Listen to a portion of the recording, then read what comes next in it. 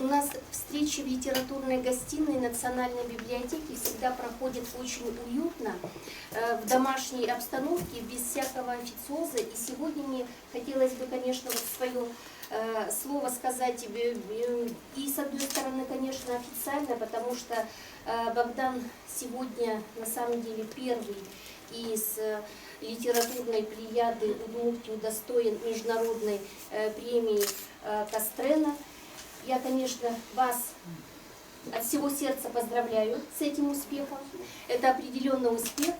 И знаете, что хочу сказать? Вообще с Богданом я познакомилась в этом году, когда мы проводили творческие встречи с детьми-инвалидами в Республике Литературной.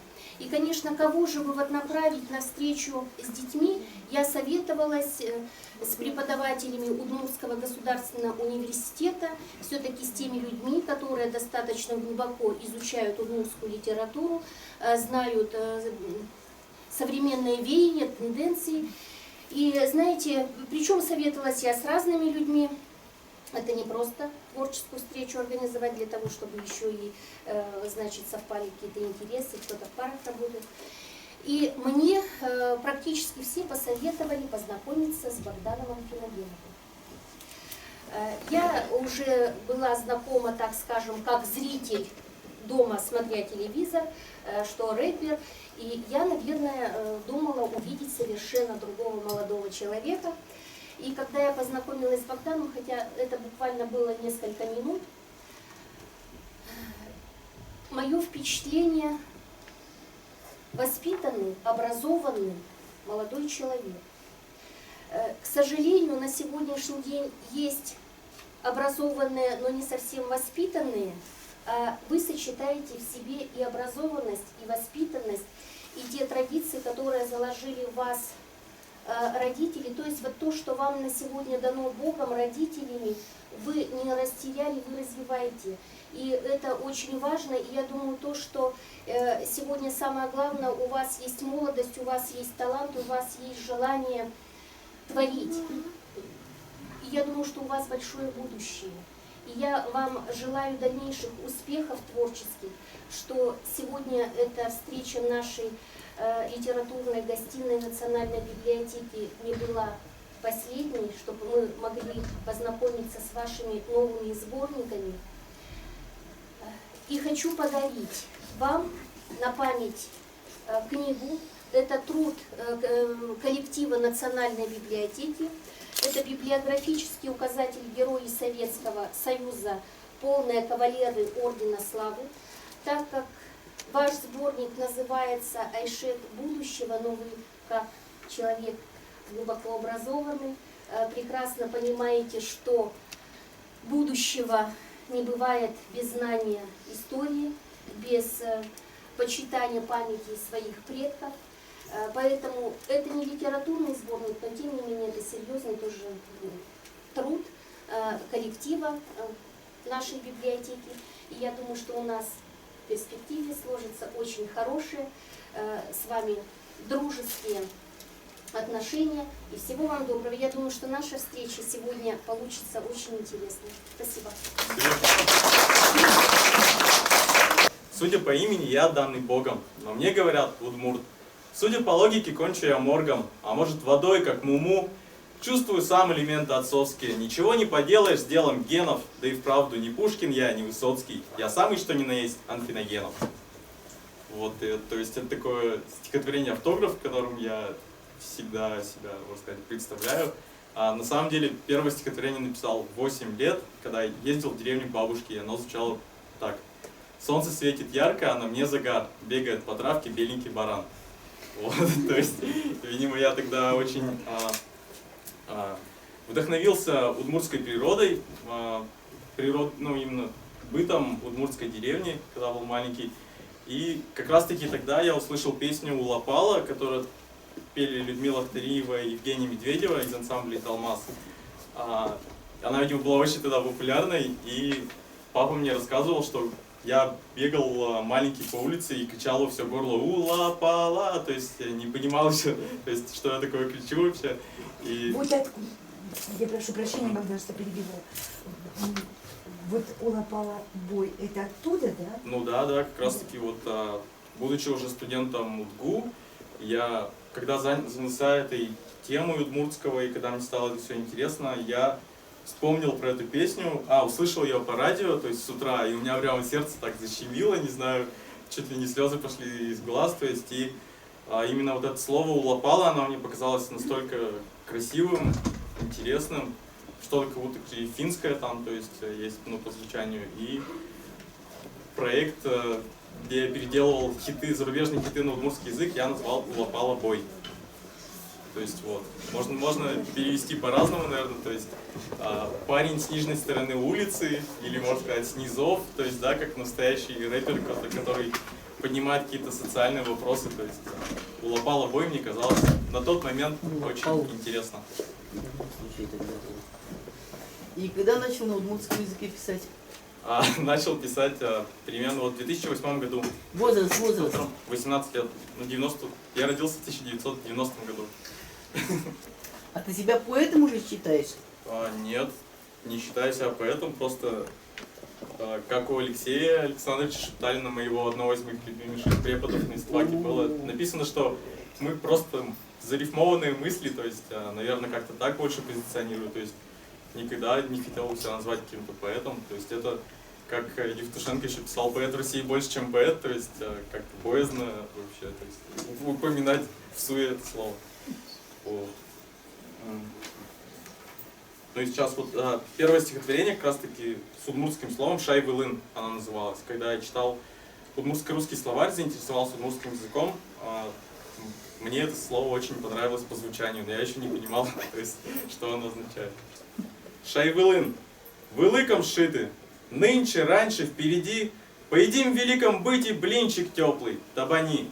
Умоешь, умеешь долго все терпеть, я боль глотал, дух зловещ, сижу под елкой, говорю природе тау и реветь. То есть вот такое стихотворение. Еще, то есть сейчас пойдут такие маленькие. Лымыныл, чебер имныр, нюлескын баджи малькун. Под просвет твоей луны в речке радостно мне мальку. Таныл мурт, то лечь выжи, вижу и душа дрожит. Лымы Тедди, белый снег, осыпает кругозор. Мы медведи, дело в сне, мы орнамент, мы узор. Марсо, дичкут, пестрая ткань, в беге минут это лозунг, ажлань. К переднику звезд, внимание, старт, пеймытынул Джос Айшет авангард. Среди купюр, грошей, флайеров, брошюр, шаплы-шаплы быже электрошур. На перепутье с Селесо, Митусо, мультиудмуртии, разнобуеловый фасон.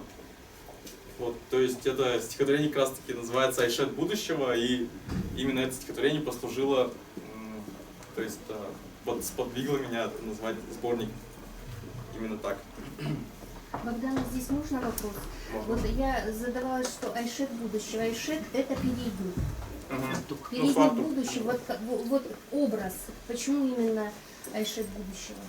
Ну, то есть я изначально никогда не задумывался над каким-то буквальным смыслом, то есть я всегда от какого-то звучания слов именно шел в своей голове, то есть как-то у меня и вот именно они переплетались, и именно изначально вот это само сплетение, оно всегда рождается спонтанно, то есть я не задумывался над вопросом, почему передник, как вообще, да, это понять, то есть потом уже это все приходит, то есть передник будущего, а именно сочетанием вот именно этих двух слов у меня, то есть у самого рождало какие-то эмоции, то есть и мне нравилось все равно, как это выглядит и как это звучит. На переднике, как мы знаем, в основном позиционируются все вот эти разноцветные узоры, которые тоже всегда меня привлекали в удмуртской народной одежде и в ткачестве. И, не знаю, можно сказать, какого-то передника с этими узорами зовет меня, может быть, в будущее, то есть, который я еще не знаю, но уже вижу и к которому тянусь, то есть вот к этим узорам и к этому удмуртскому. Вам же подсказку дали весной, что Айшет — это iPhone, iPad, из одного ряда. Да, то есть тут можно вообще искать смыслы бесконечно, если именно вчитываться, то есть как раз таки постмодернистски, да, то есть я думаю, то есть можно по-разному это трактовать. Дор Пал Шарыч, то есть про мои родные места. Разноцветные кубики южных удмуртов это яркое диско, это дикая техно. Потускневшее дерево южных удмуртов – это модная ретро, это вечный флешмоб. Время свежего ветра, осенившего лоб. Везут автобуса круги, снова я доберусь до пурги. Пурга, берга. Мын колен, иди тихонько, мын колен. В лесу охотник, водоем и стаи пчел. И еще рога бегут. Помни, ведьмы тощие, сокровенно стерегут дух священной рощи. Что мои предки думали о звездах? Без телескопов, школы и прогресса, после работы голову подняв, загнав коня на склоне дня и после стресса лапти все из топов. Что мои предки думали о звездах? Сидя на ветке, ветке рода, за огородом. Живые, как и я сейчас, вы жили, может, где бы час, купались в родниковых водах. Уйду, душе с надъиром, удмурт не правит миром, и это хорошо. Был лес его кумиром, носила его Ира, на волосах Айшон. Им было хорошо, а я уже ушел. Как раз когда я учился на историческом факультете и специализировался на кафедре этнологии, все рассказы лекции Владимира Емельяновича Владыкина, Алексея Александровича Шепталина, то есть и так далее, всех моих любимых преподов, этнологов, они вдохновляли меня именно на поэтическое творчество. Я не понимаю, почему это так произошло. И Владимир Емельянович тоже, как я помню, был немножко ошарашен этим. То есть но именно вот эта мифология и научно-популярная литература об удмуртах и об удмуртской культуре рождала эти стихотворения. Ах, это комната в общаге, доверчивая простота. Я, как Григорий Верещагин, учу удмуртский, просто так. Ах, бытовая увлеченность, шкафы, посуда, половик. Ах, белая подоконность, я к ней за секунду привык. Венец коммунальной эстетики, варвары, не крушите. Умывальники, туалетики, третье здание, общежитие.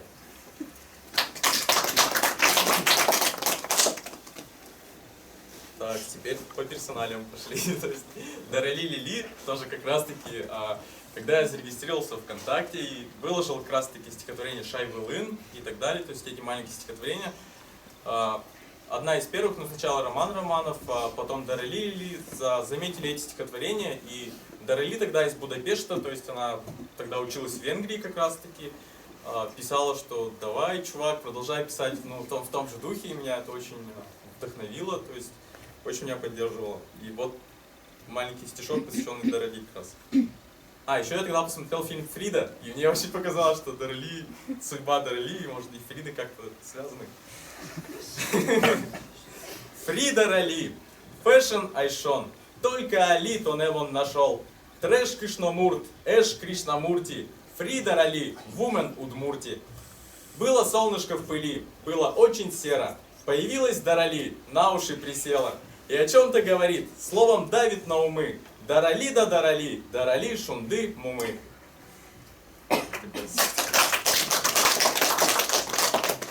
Когда я приехал из Малой Пурги, опять-таки в общежитие. Мон пажги одеколон, мон дишай чулкыт дерем, ношик вылькутске улон, мыным капчи, мыным щерем. Мынышко чебер, мыным дасук мыс, лулпушкын тубе, бурдячке тулыс. Инбаме конгылё, спичкаме ишты, трубкаын алё, монсуе кушты. Монажин пурыш юбо, пинал йоз зол чашето, тротуар дурын щубон, щуевел нощу авто. Юн цилыч ныл манекен, кеносет эль грин юртьер. Бинял ты скупальникен, то на известную кутюрье. Гажаса этичком теледыс, пиштыш реклама шайре. Азвеч, зарни, лемлет, нолыс, бачте, флаерме.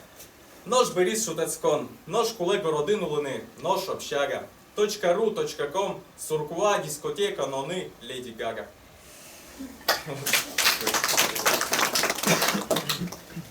А вот сейчас, я не знаю, настроены вы или нет, стихотворение, то есть цикл стихотворений, посвященный деревне Орлянова, то есть как раз таки той деревне, в которой живет моя бабушка любимая, и от которой я впервые, можно сказать, слышал вообще удмуртский язык. И был такой случай, когда я уже был студентом, я приехал на каникулы в эту деревню, Орлан, и сидя на диване, у меня произошел в голове когнитивный диссонанс, стресс и культурный шок, потому что я сидел И впервые в жизни, получается, задумался, что все мои родственники, дяди, тети, то есть, ну, которые старше меня, бабушка, мама, все они разговаривают на удмуртском языке.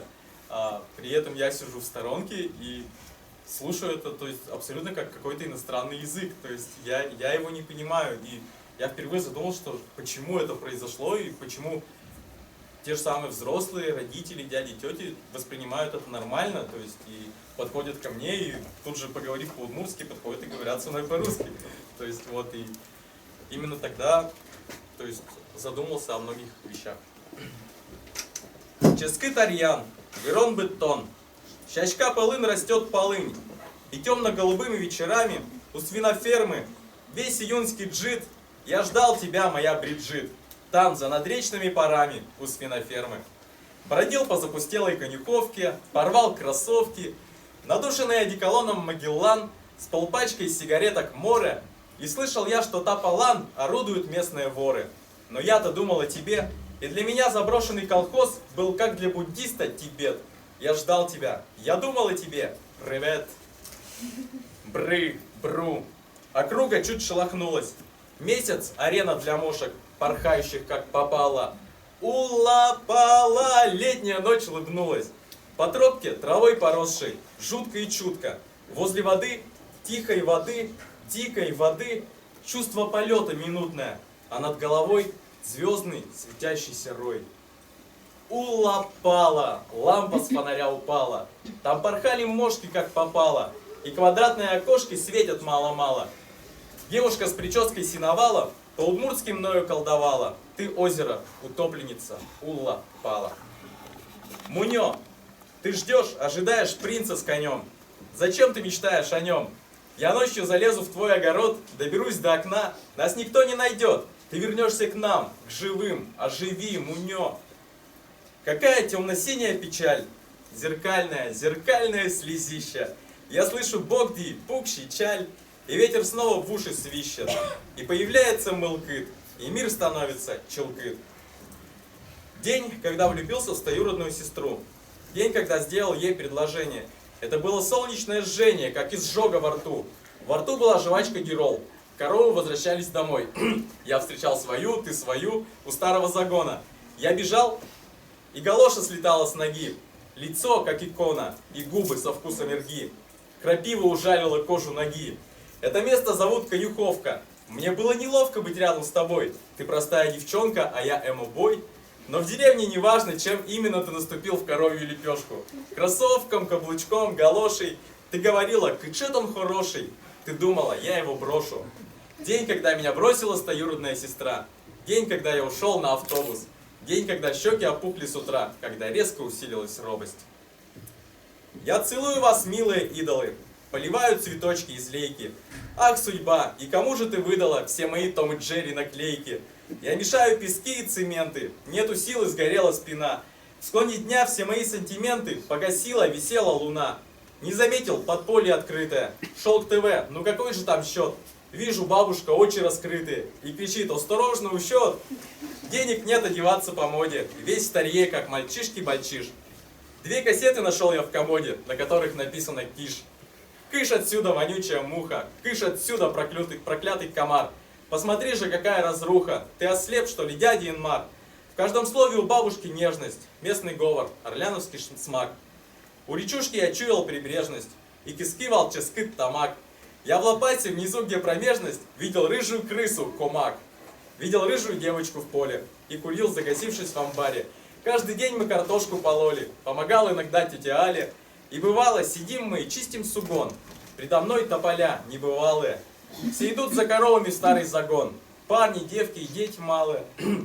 Лук заносим, закрою скрипучую дверь. Постою, подышу, пахнет свежий турын. Это было прекрасно, поверь. Я был счастлив до слез, Азбарын. Вот такой. Ну, немножко сатирический. Инмар ругался с колдыщином. Пересь шуиз, куаджлым и я. И где-то возле магазина мы повстречались, ты и я. Удмуртка, стройная как верба, смеялась, зубы оголив. На землях Кузибая Герда играла диджей Дарали. Ой, Кенмыса кулони, шунетес печияк котьвай, редуктор дугделони, китьорче трамвай. Вновь ванна занята вумуртом. Курка-кужо ошибся этажом. Переключая кнопки пульта, я видел в телеке вожо. Знак бесконечности завис через Bluetooth. Мыдым кельшетя мыс, чеберлыт пус. Так илбурьёс просты как баклажан. Они поменьше, чем Роман Гаян. Я открываю новый жанр. Сонимачке Эрик Уян. Историю про Финляндию. Рекомендацию кто вам дали? Кто Рекомендация? писал и о чем писал? Да. То есть Эту историю, да.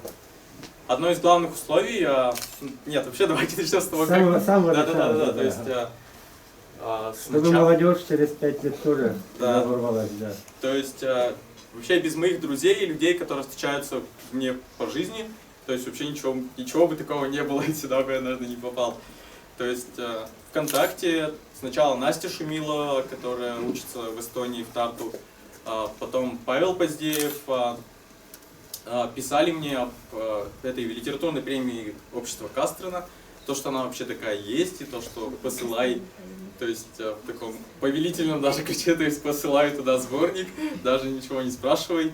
То есть, указали сайт, интернет, какой-то адрес, что там нужно, то есть это 2-3 рекомендации, то есть о сборнике, 2 экземпляра сборника обязательно надо посылать через почту и заявление, то есть написать просто о себе.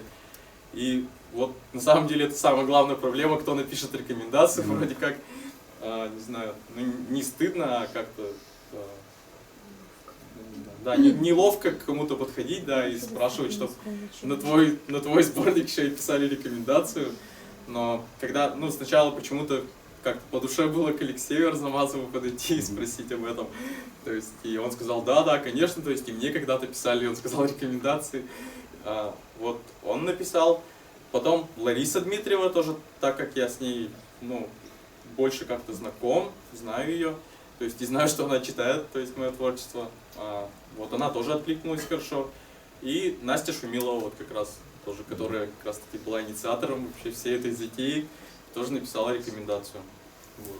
Самое интересное, что в этом дипломе, в котором мне выдали в Финляндии, там написано было, что то есть там стихотворение очень эмоциональное, там современные и так далее, то есть что все говорят, но в конце там было очень интересное предложение, что стихотворение написано на русском, удмуртском, марийском, хантыйском, французском, английском языках, то есть я сам такой, да, я же ездил в Ханты-Мансийск, написал про это стихотворение с использованием слов ханты и так далее, то есть вот я сам этого не замечал. Но еще самое интересное в Финляндии были поэтические чтения. Вообще это была огромная книжная ярмарка в Хельсинки, и в первый день были поэтические чтения, я там благополучно выиграл тоже их. И вот эссе Юсси Салминина, который переедет скоро в Удгу учить финский, как казалось, я даже не знал про это. То есть он переводил мои стихи, там 3 стихотворения, и мне очень понравилось, потому что он оставил, то есть перевел русские, удмуртские слова на финский, а все вот эти англицизмы и слова из интернета и так далее оставил, так же получается. И в принципе людям это понравилось, и мне самому, когда посмотрел перевод, я задумался, да, перевод это круто, когда переводят стихотворение. По цифрам не узнали, каков был конкурс? 33 человека. Ну, 33, да, из России? Да, я сам в интернете только вот, про это узнал. 10 лет назад 64 было заявки из России, 16 из Удмуртии. Ага, сейчас 33 примерно так, да? Да, вот. И еще интересно, что эта книжная ярмарка была посвящена российской литературе в этом году. Там был отдел с российскими книгами, и стенд финно-угорскими книгами, там самые новейшие книги издательства Удмуртии, то есть и у Матвеева была книга, то есть мне очень грело душу это, то, что наши книги там были, и люди с интересом тоже смотрели их, читали. Вот, в принципе, все, что я могу сказать о конкурсе. Но в целом мне очень понравилась Финляндия и отношение их к культуре, наверное, потому что сначала, когда я приехал туда, мне казалось, Россия, то есть те же березки, та же природа абсолютно, но потом где-то, наверное, на 2-й день я понял, что что-то внутри у меня переворачивается, то есть я немножко приобщаюсь к этому менталитету европейскому и вообще к отношению к культуре именно, и сам не заметил даже, как меня потянуло что-то делать, то есть жажда какого-то творчества, то есть именно вот эта атмосфера, она прям, не знаю, вдохновляет, да, то есть именно какое-то отношение к культуре креативное, вот такое творческое.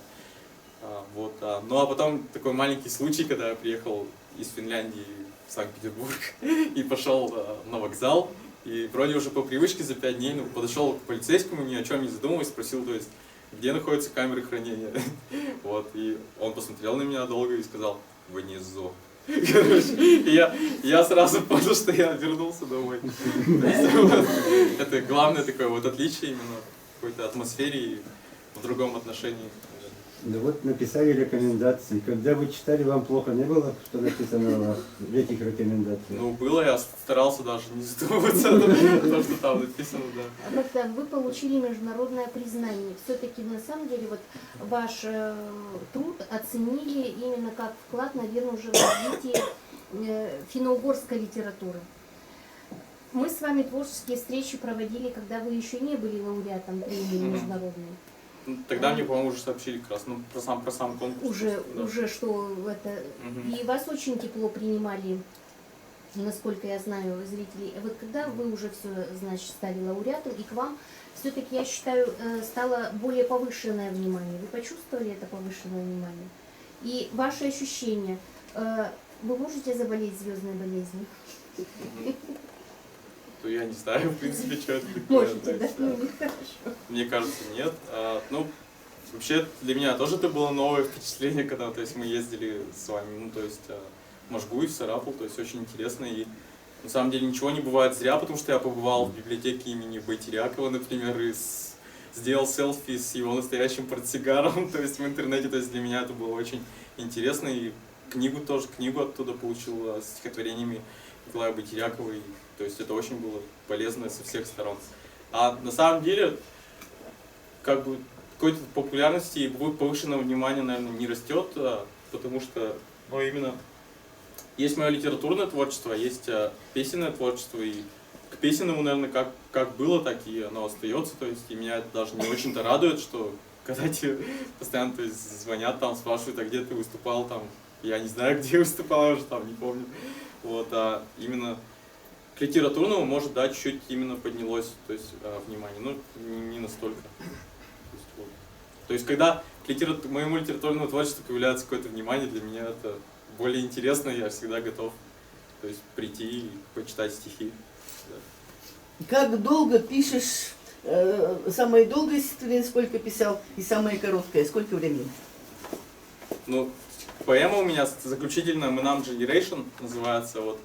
В принципе, я ее писал, наверное, ну, может, полгода. Ну, я даже не задумывался о том, что я ее писал, потому что это были мои наброски в тетрадках, то есть какие-то рифмы, которые я не использовал никогда в стихотворениях, но которые мне самому очень нравились, и мне, на самом деле, их было жалко куда-то использовать и вообще, ну, писать какое-то короткое стихотворение. И в какой-то момент я понял, что если их всех собрать, и как раз-таки они, многие подходили именно вот под эту тему, то есть, и вот, когда я их начал соединять туда и вставлять, вот у меня появилась поэма.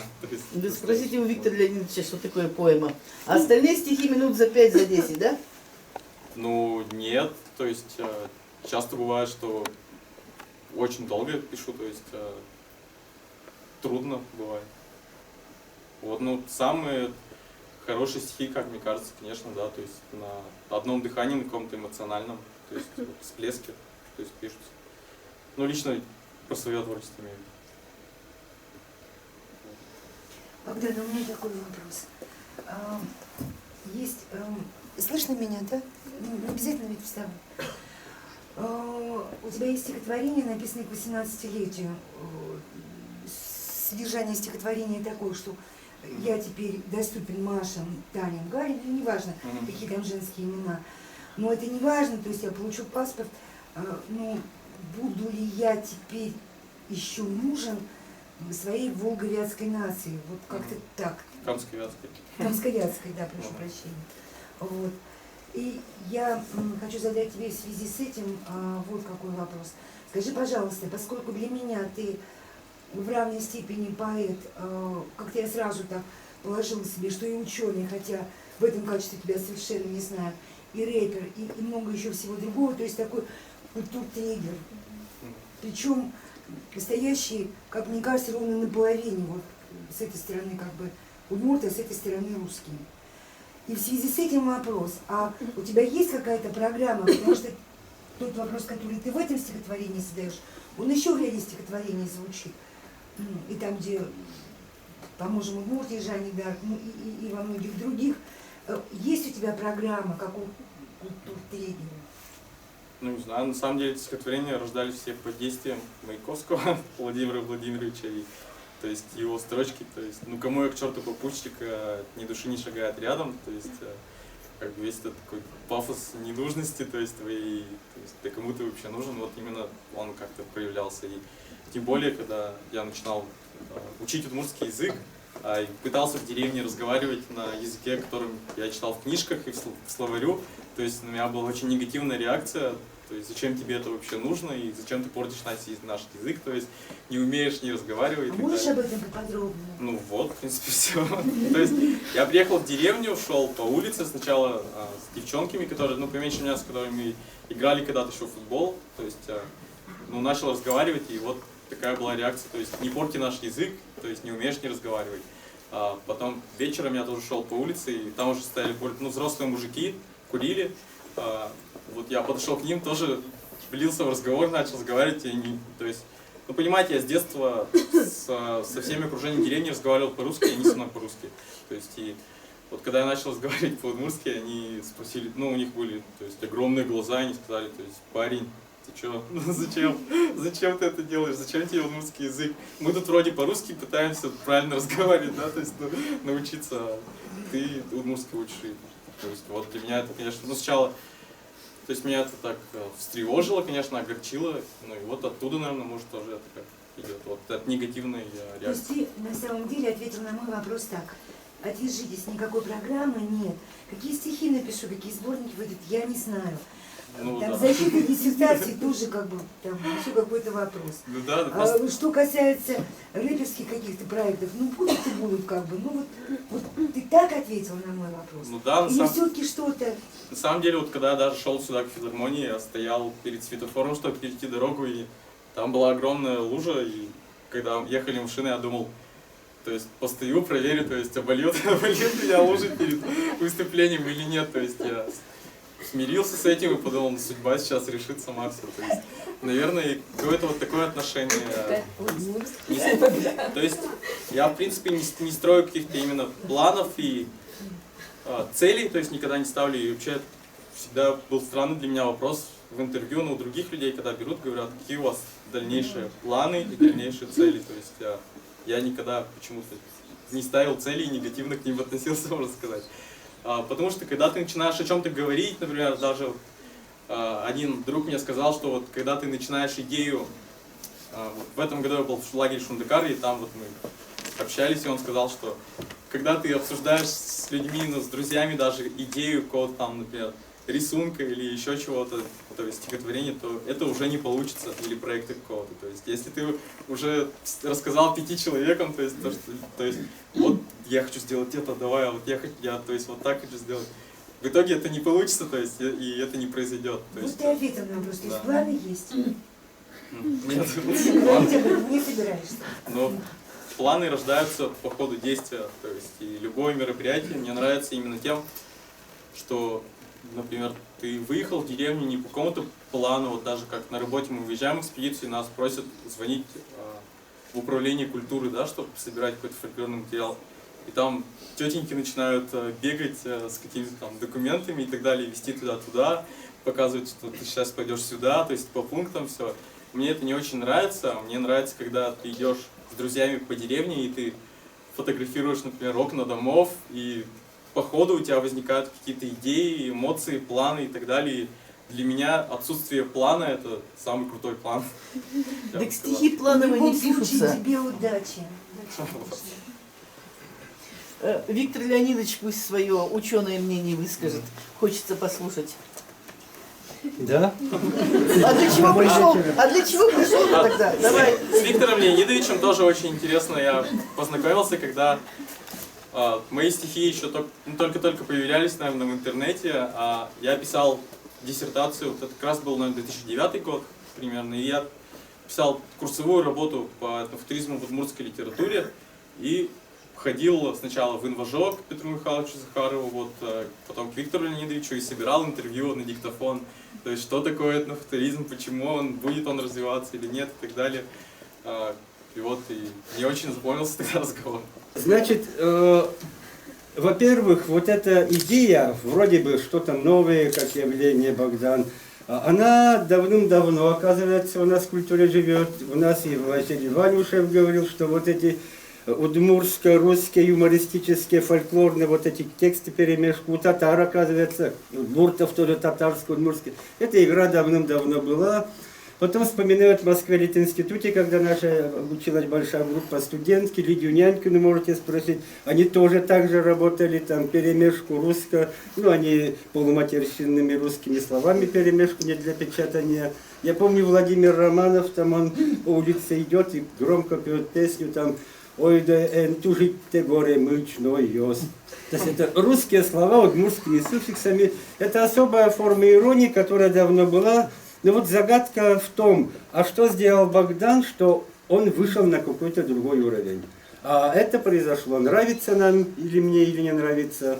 И тут был Алексей Геннадьевич Красильников, он мне сказал, наверное, что в принципе после этнофутуризма должен прийти этносаундтрек. Он предвещал, сам писал работу. И фактически, что такое этносаундтрек, я отношу это творчество именно туда, это звукослед нескольких культур, но главная линия, в этнофутуризме это родной язык, а этносаундтрек предполагает мировые языки, русский, английский, где вот эти элементы татарского, английского, русского, удмуртского, но если удмуртское должно быть самое интересное в этом, видимо, русле. И вот в этом плане вот эта линия, которая сделана, переплетение разных линий направлений, в этом у Богдана. Но соединять их надо умело и талантливо. Когда я смотрю его сборники, сейчас я специально не читал, я не знал, что приду сюда. Студенты молодцы, меня потащили из занятий. Значит, где-то это умело происходит. И вот эти места я себе плюсом ставлю. Вот этот стык разных культур. Где-то, мне кажется, неумело, где-то, может быть, стилистически. Но вот я возвращаюсь к этому спору. В чем же отличие этнофутуризма от этносаундтрека, или то, что представляет? Я, Алексей Геннадьевич, он хотел меня тоже на свое русло перетащить.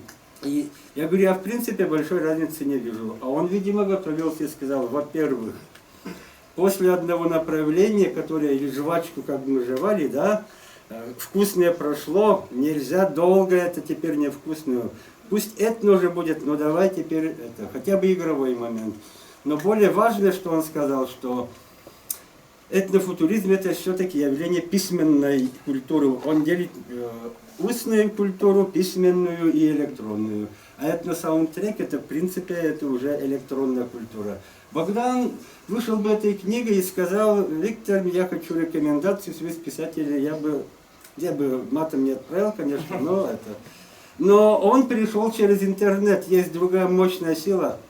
В интернете он погуглил, да, это проработал, и после этого он вышел с этой книгой.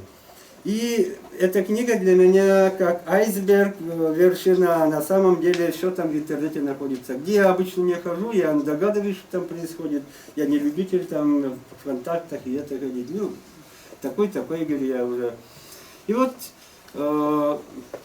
такое особое явление, особое мое мнение, ну и как сказать, нравится или мне не нравится. У меня противоречивые отношения как литератора, как человек у меня большой интерес туда. Или, как говорят, мне очень нравятся импрессионисты, и теперь постимпрессионизм, который дальше пошел. Но я отношусь это с интересом, но я не скажу. Если скажут, вот покупай то или то при одинаковом количестве денег, я, конечно, импрессионистов куплю, правда, это невозможно сейчас, да, а не эту сторону.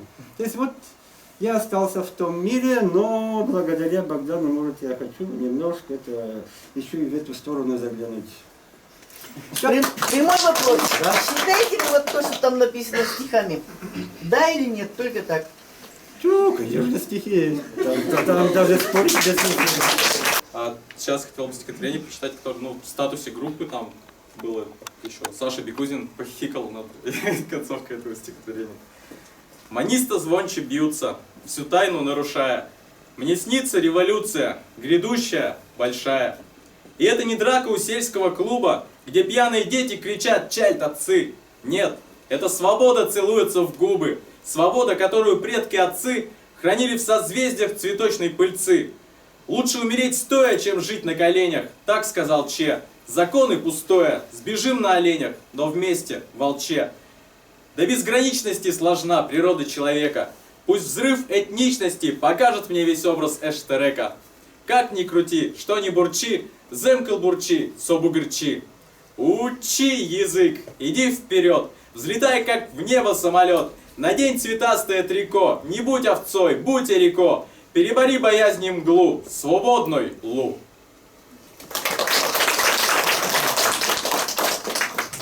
А вот фу мизантроп, фу. Насчет новогорской темы как раз заговорили. Я волосы высушу феном, я буду молиться Гуглу. Я стану посланием современным российскому финно-угру. Я вижу Эрзя и Мокша, Марийка, Карелка, Коми. Удмуртка вся прям размокшая, все тупо хотят стать суоми. Нормально, природа женская, у каждого свой интерес. Мой дом – общага ижевская, мой храм – придорожный лес. Вокруг слишком много вопросов, так много дрожания коленей. Ругают единороссов, в тайге запрягают оленей. Я раб деревенских пельменей и зимней ночной глухомани. Я воин в 7-м колене, хожу я в китайском Армани. Нет, я не читал Калевалу, Югорна и Мастараву. Я чувствую, словно лаву, свой эпос вбиваю сквозь клаву. Проезжая сквозь старую буру GQ, я листал свежий номер GQ.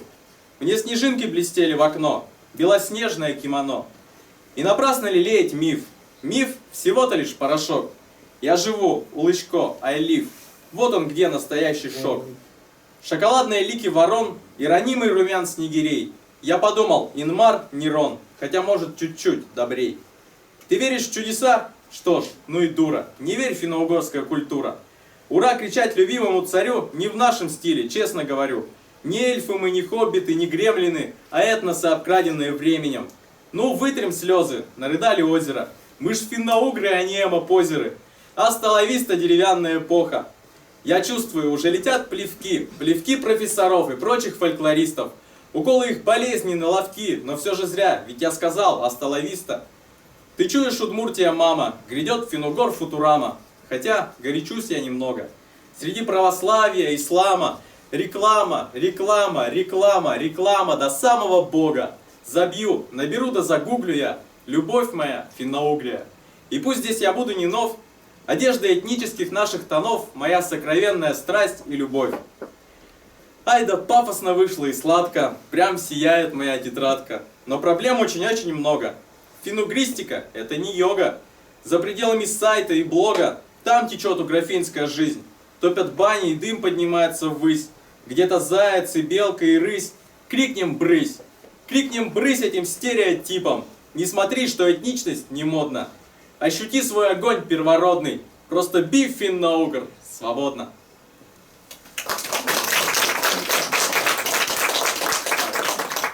Ну вот тоже очень мне самому нравится, с японскими словами, то есть была такая попытка. Байгурещ не Фудзияма, Байтуган не Бакуган, был нунал, шунды сияла, глина липла к сапогам, кимоно не ачкашет, ибервещ не икебана, телевизор не планшет, иж москвич вам не парше, нылдерем не дольч габана. Щуря глаз в удмуртский вечер, понимаю ясно, очень, что виме это не вече, тукрачи, не тамагочи. Голова идет кругом, будто в театре всюду лица. Гейша топнет каблуком, кош татышно им да пыца. Но шталон монтуш кышкай, им пушкыш поты зажджук. Новенький Ниссан Кашкай протаранил Ниссан Джук. Стал я грузчиком обычным, сразу после института. Очень нравится мне лично аниме, хентай, Наруто. Токио не Таймабаш, Кузибай не Ким Ир Сен. О, удмурты, в омут ваш, я ныряю насовсем. Мон джустари, гламурный джустари. Эвел вижмо, эвел задор, зато чебер, зато мотор. Мы беззаботные и пьяны, венчачкины, венчачкины. Идем со мной, чеберный лаш, и целый мир сегодня наш. Ты над Каддафи, Монтеро, ты над Батыр, твой черный плащ застиранный до дыр. И если сгинем мы в пожаре перемен, мы, поколение удмуртского гламура, я все же прокричу удмурт-чамен, эк ты но теча, гребаная дура. Я верю в Мурджал андеграунд, который не видит никто. Чилкыт чиликья чилаут, свегья пунуос уто. Сотрудник Табани Electronics отправил свое резюме. Все это похоже на комикс, все это удмурт аниме. Тани ме, тани ме, тани ме. Монтенат, Монтенат БДС. Это просто мы нам реноме. Это просто орнамент дресс. Это просто так, окшоры. Окшоры, мазафакин бич. Я устал от твоей мишуры. Я устал, моневел кискич. Слушай, детка, все это не кич. Солулы мы нам, it's my soul. Моневел, моневел шумприч. Только тон, бэйби, туж муссо. Кто-то любит удобство и качество, кто-то любит костюмы с иголочки. А я южно-удмуртское качество, а я южно-удмуртские елочки. Я иду, мой непьет за спиной гоготание гусей. И мне снится, как ржет надо мной кычекено хипстер писей. Тел Периук, так эти Перри, Леди Гага, Леди Джажек. Пусть горят новогодние ели, Медданоло, Скалык Свек. Хайди Клумменда, Жизель Бюнхен Помна, Синди Кроуфорд Беремон Лыкто. Чилкыт, чиликья, чилаут, свегья пунуос уто. Я верю в Мурджал андеграунд, который не видит никто. Окино Уго, стихотворение, как раз когда умер Уго Чавес, был вечер, литературный вечер, посвященный Ашильчиуки, который так и назывался Окино Уго. У нас тут не Венесуэла, у нас тут слякоть и буран, но все ж давайте скажем смело, а желание шьёс, но пасаран. И как бы ни было мне туго, я помню впредь и вопреки, что был на свете Чавес, Уго, что Ашальчи была Оки.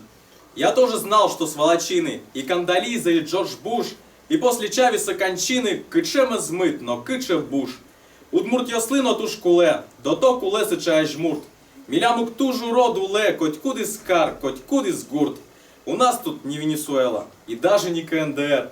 Но все ж давайте спросим смело, малы калык сыча куанер, малы кинкена иномарки небрежно Хеннесси юэ. Но шми на вазах ржаво-ярких, зарплатой мизерной уле. Уле мивачкичком, копейка текуле удмурт. При этом вань мы баштичком, арьянкуле вел, йогурт. Йогурт, егу, шайгу, кайгу, не пожелаешь врагу. Ми деградируем колен, соиных Чавес, Монтонен.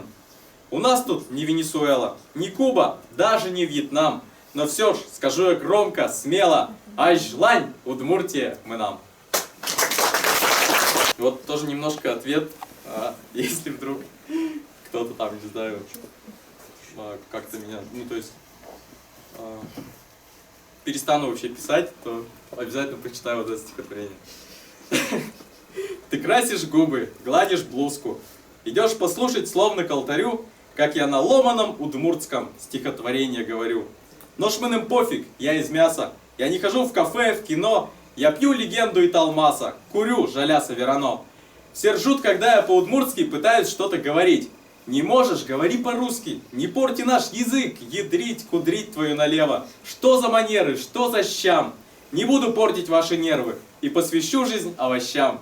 Чилкы томыр, шулдыр бакча, вот сокытын земосулон. А здесь все злятся и кричат, то пенопласт, то поролон. Вернусь, вернусь в свои края, печепургинский паренек. Вернусь печали не тая, вернусь и сяду на пенек. А потому что леса нет, бырис, бырис к изоню лес. Вокруг обертки от конфет, бырис, бырис к изоню лес. Пичабай станцует Ганнам Стайл, Сергей Агайчик, блейзер нож юос. Со мной Кишир и Кубиста, и Перешьёс, и Пинальёс.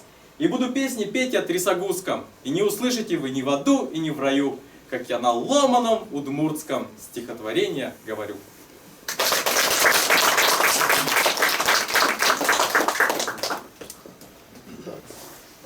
Стихотворение «Ми» называется.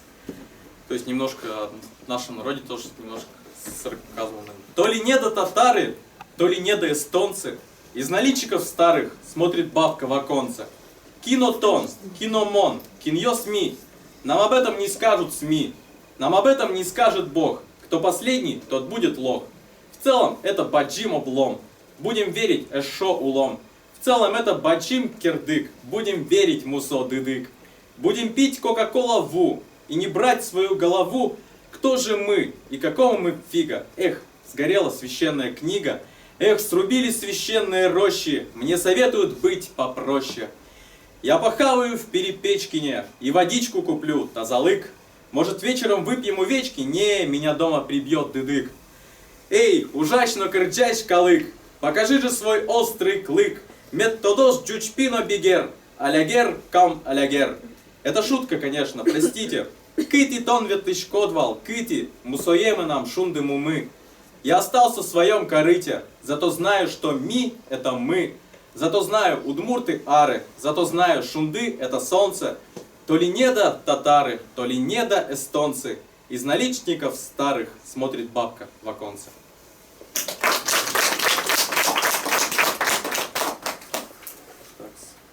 Вот, ужач ныл называется, почти на удмуртском.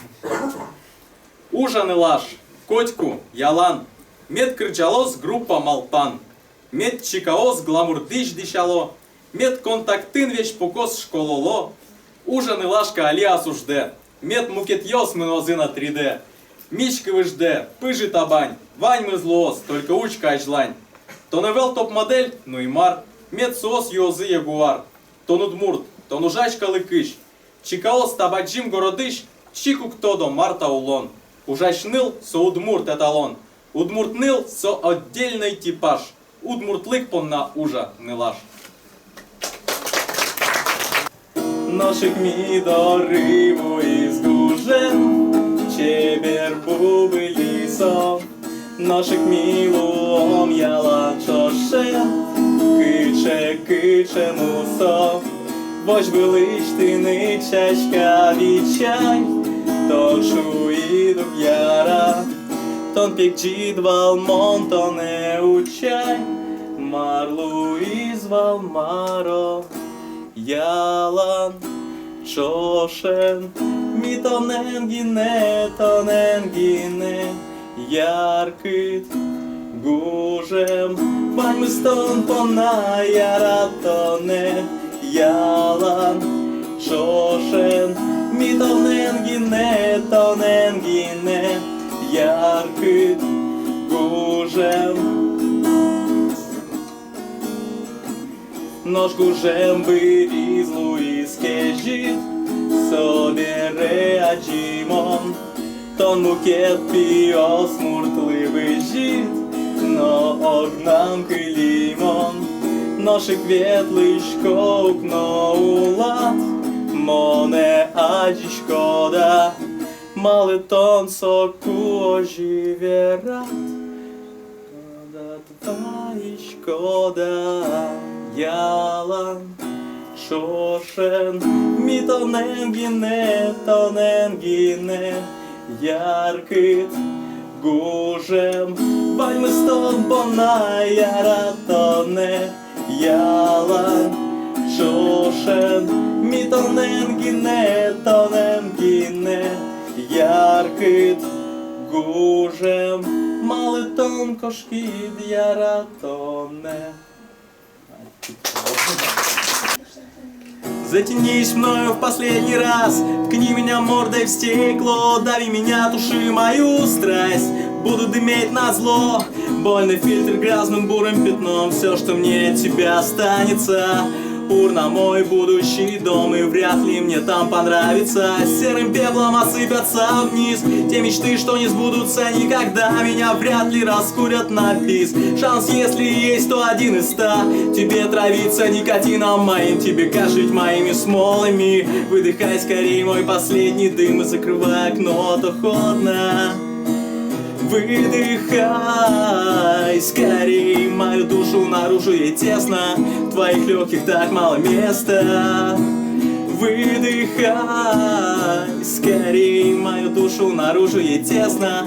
В твоих легких так мало места. Но если честно, во всем виноват я сам.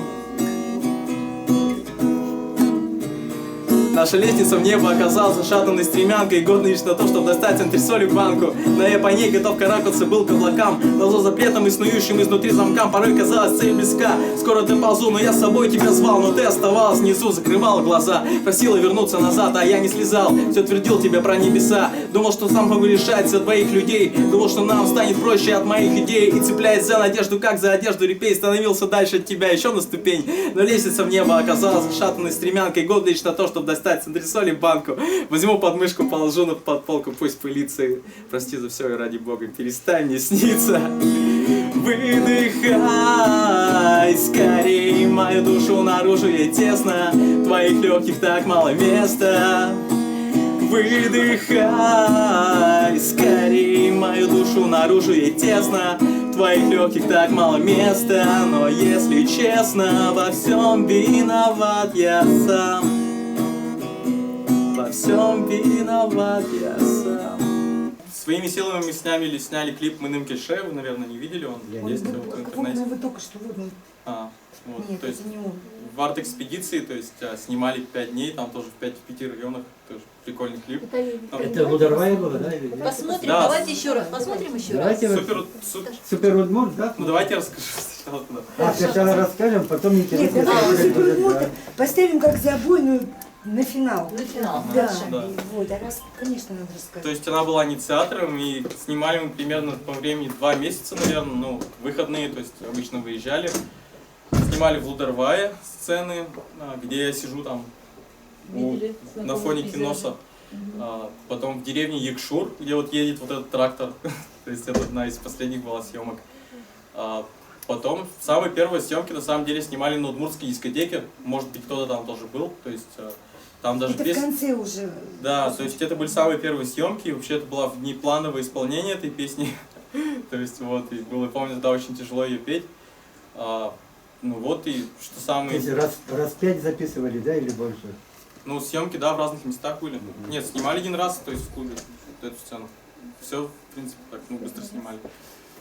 Интересно было, что погода была уже плохая, то есть примерно вот сегодняшнее время, ну, октябрь, наверное, и вроде в конце только видно, что там снег, да, в клипе, когда уже показывают, как снимали, но на самом деле мы его подметали там в Лудервае и так далее.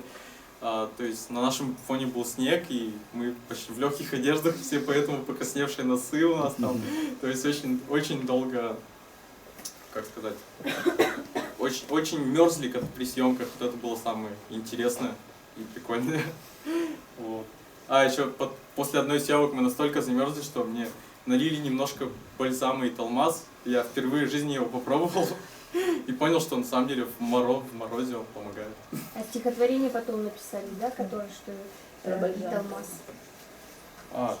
Нет, я писал до этого, но Еще как не бы, видел. я иногда пишу я иногда пишу о вещах, которые я Айшет будущего. хочу. Ну, то есть есть все равно какой-то лирический герой, то есть какая-то проекция меня, наверное, да. То есть иногда пишу о вещах, которые, может, я там и не делал в буквальном смысле, но которые мне нужны именно в стихотворении. Как именно ты учил удмуртский язык? Что для тебя в удмуртском языке самое сложное?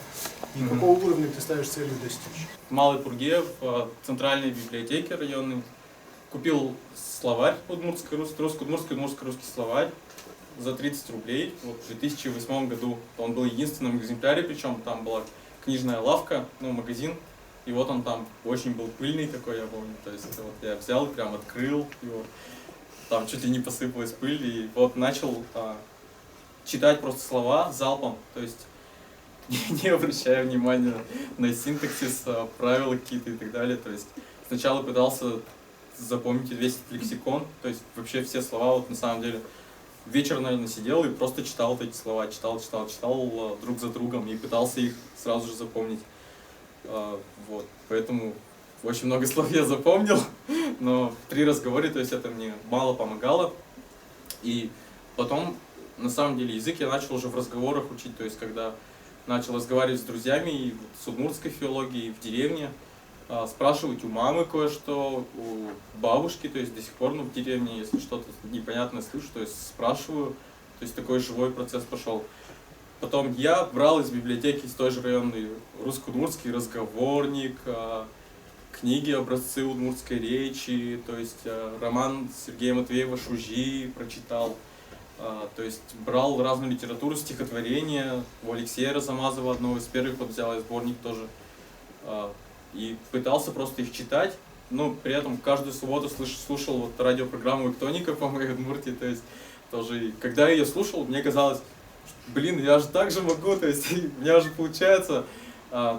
Потом, когда начинаешь разговаривать, все равно вот это очень трудно, и именно в разговорах пытаюсь совершенствоваться, и до сих пор слушаю, прислушиваюсь к людям, но в стихотворениях уже больше, конечно, из-за того, что мне тычут, то, что вот ты не пишешь на неправильном удмуртском,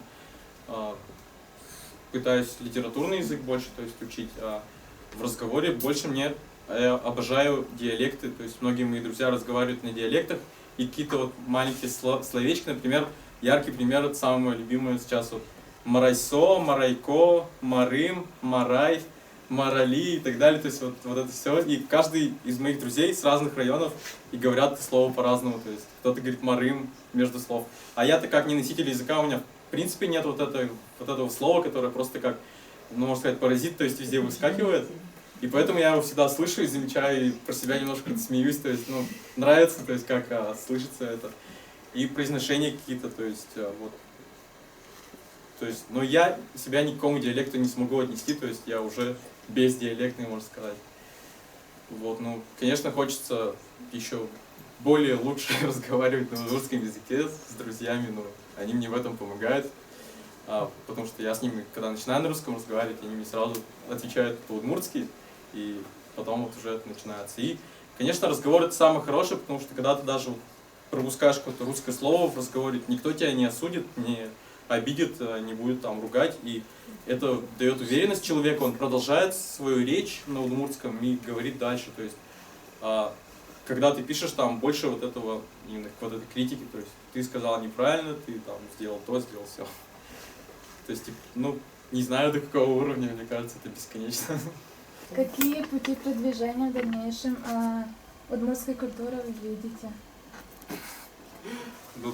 Пути продвижения, мне кажется, связаны сейчас больше с интернетом. Это так и есть, в принципе, потому что низовые инициативы, то же самое и интернет, какие-то проекты. Вот сообщество Удмурт-Калабурчи, например, которое я веду, где посылают стихотворения в группу, то есть каждый день там обновляются стихотворения на удмуртском, и MTV Удмуртия, где я выкладываю какие-то старые видео на удмуртском языке. То есть, и вообще вся эта интернет, скажем, движуха, то есть, мне кажется, у нее есть будущее, и она не исчерпала еще свой потенциал.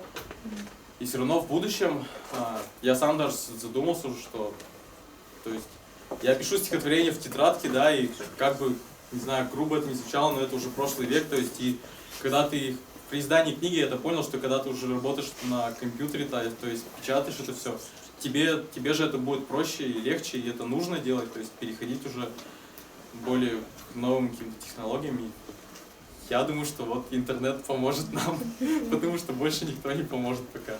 Мне кажется так. То есть я слабо чувствую какую-то поддержку все равно сверху и так далее, все равно как-то верхи, низы, они всегда, наверное, будут, то есть есть какая-то официальная культура, то есть тот же самый там ансамбль Талмас и так далее, который уже очень-очень много лет ведет свою деятельность, и я понимаю, что это на самом деле нужно, что это государственное значение, то есть вот это вся официальная. А в кулуарах, в интернете рождается уже новая культура, и которая очень хорошо, что я немножко не радуюсь, конечно, тому, что Мурджол Андеграунд стал уже, как Дарли говорит, таким тоже опопсевшим проектом, да, то есть когда мы выступаем на центральной площади или еще что. То есть я очень каюсь перед этим. Это реально был задумано Напрасно. как андеграунд. И мне кажется, чем меньше вот эта культура будет уходить туда наверх, тем лучше будет. То есть это должно быть, в принципе. Ну, пока сколько-то, еще 5 лет, наверное, вот интернет будет как-то давать живительную влагу в русской культуре. Креативная, да? Ну да, то есть, Креативная, а потом ну, я креативный, уже чувствую, что когда был 2008 год, то, что на меня повлияло и взорвало мой мозг, то есть это Silent Vugur, ремиксы электроников, DJs, Дерали, удмуртские дискотеки, удмуртские передачи по соседству мы живем когда-то была. Это вот 2008 годы, 2008, 2010, может 2012. Это было такое, можно сказать, ну как раз таки ренессанс, можно что ли сказать, с 20-ми годами, не знаю, 20 века сравнить, что что-то новое, что-то постоянно бурлило, и те же дискотеки в Авиаторе, там были люди, которые друг друга знали и пытались что-то новое создать, обсудить. А сейчас все это стало массовым, и все это стало стабильным, сейчас идет такая прямая линия, то есть дискотеки собирают много народу, ну ладно, нормально. То есть Silent Vugur выпустили диск, все, положили на полочку, новых песен нет. Электроники то же самое, то есть ремиксы делают, ну все, то есть ремиксы, и чего-то нового, то есть уже нет, то есть это тоже какая-то стадия стагнации пошла даже у молодежной культуры. Вот. У резинки сахар кончается, не да, становится. Да. То есть и Дерали тоже пытается сейчас с этим как-то бороться, ну, оппозиции, скажем, удмуртским дискотекам делать. Но это тоже не выливается во что-то очень такое, не знаю, крутое. Я когда прихожу туда, мне тоже кажется, ну, что-то опять не то. То есть, не знаю, какое-то время сейчас наступило такое вот стабильное, что ли. И, ну, мне кажется, еще будет какой-то прорыв, ну, в интернете. То есть интернет еще не исчерпал свои силы. Можно меня попросить потом в музей писателей Удмуртии? Чего? Ты. Рукописи. Ты говоришь, что сейчас то есть- надо писать Тетрадь? компьютерный вариант, но существует музей. Можно будет рукопись когда-нибудь у вас попросить? На самом деле, я как историк, наверное, закончивший ИСТФАК, конечно же, все это заархивировал, то есть положил в пакет все свои школьные там тетрадки, там стопку со стихами. Ну, конечно, можно. Да, то есть ты в 18 лет начал писать на русском и удмуртском, да? Ну, в русские стихотворения А русские вплетать шире. удмуртские слова. А когда ты начал по-русски писать? 8 лет примерно, 8 лет. То есть в библиотеке в Полопрунице, Записывали. когда была встреча тоже, там я участвовал в поэтических конкурсах в 11 где-то лет, читал стихотворения про войну, там, что на войне мы как на батуте прыгаем, и там Александр Сергеевич наш могучий, там, и так далее. То есть такие были стихотворения. И они до сих пор тоже сохранились, тетрадка вот в районной библиотеке, где эти стихотворения тоже. Вообще очень благодарен вот библиотекам, и большое спасибо, что провели вот так, ну, организовали эту встречу, потому что на самом деле многие говорят, что родители там, школа, еще что-то, на самом деле нет. Главное образование, главное вдохновение вообще всех моих и стихов, и любви к истории, и музыкального творчества и так далее. Все это через книги.